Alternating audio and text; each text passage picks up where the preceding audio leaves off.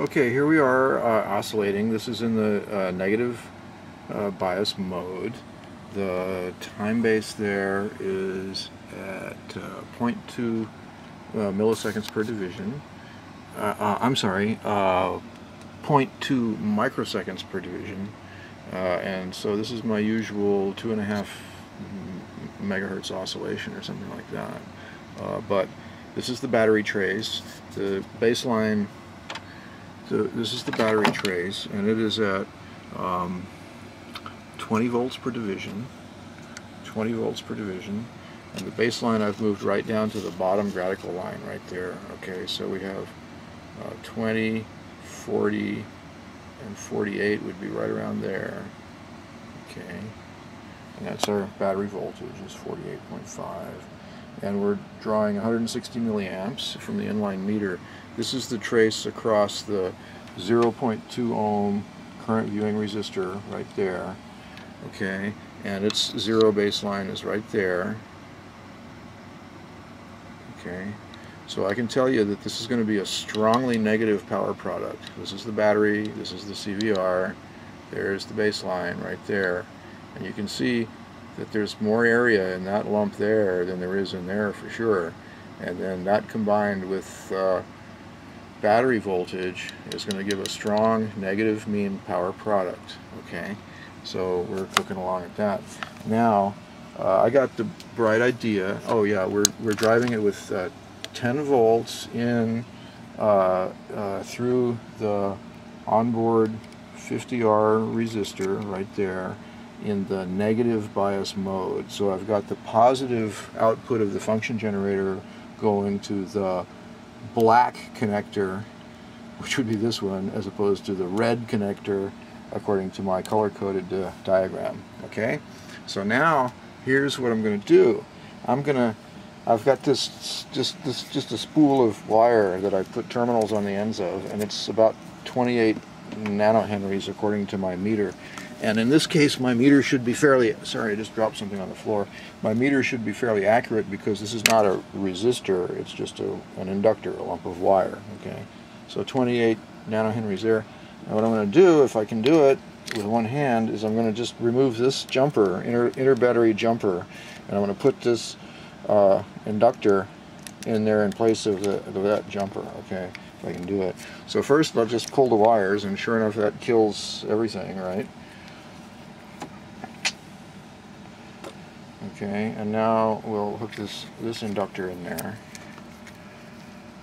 If I can do this with one hand without circuiting everything. All right.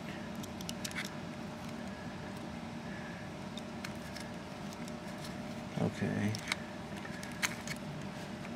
So while I'm doing this, the assistant is changing the color of the walls.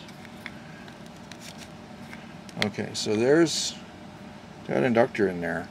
Now I haven't made any changes in any settings of anything. And look what happened to the scope trace. Look what happened to the voltages over here now. Okay, remember that was at 48 something, and now it's at almost 52.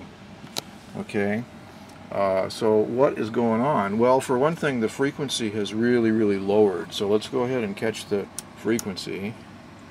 And then our amplitudes look like they've gone way up. So let's go ahead and change the amplitude setting on the amplifier.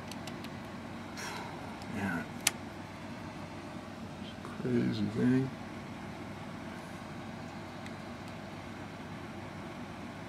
Man, I don't even know if I can catch that.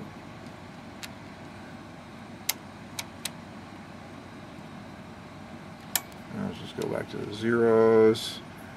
Okay, they're in the right spot.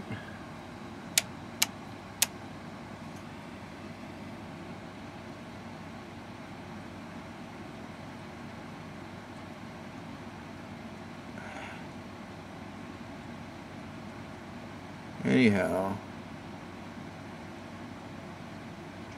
there's what our new oscillations look like. So by adding a lot of inductance at oh, come on, you can do it. Come on. Come on, baby.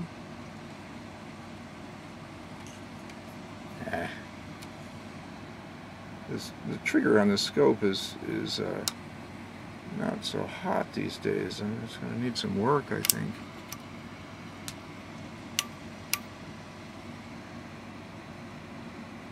Sorry about this. It's like a law of the laboratory. Whenever you're trying to do a demonstration, something is bound to fail.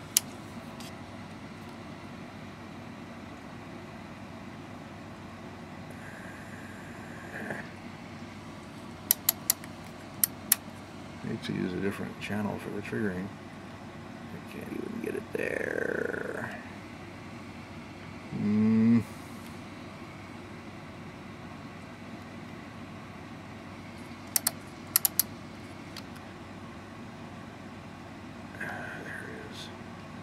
Okay, there it is.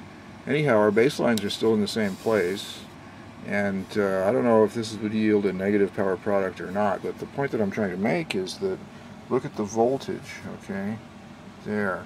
Now, if I take and adjust the Elenco now, right, I can turn the Elenco down, all the way down, and I get down to that battery voltage.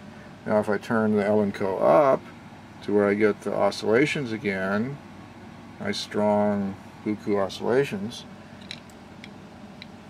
I get an apparent rise on the battery voltage. Now this current, I think, is actually real because it's heating the load, and the oscillation frequencies are making the indicator go kind of crazy on there.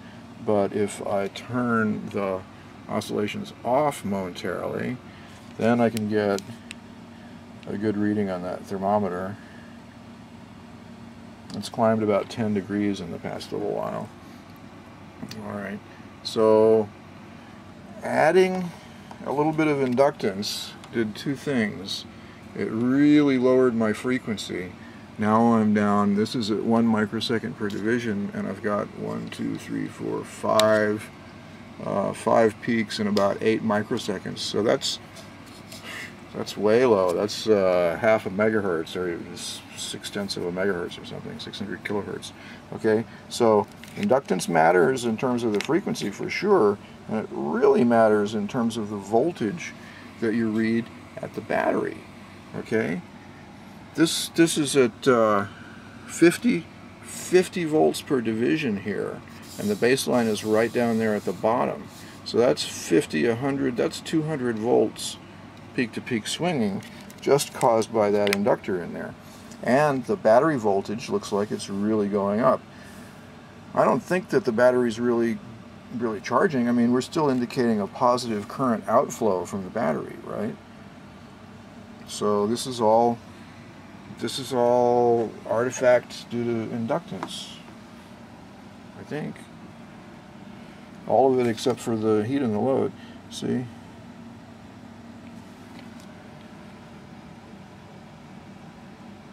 Alright.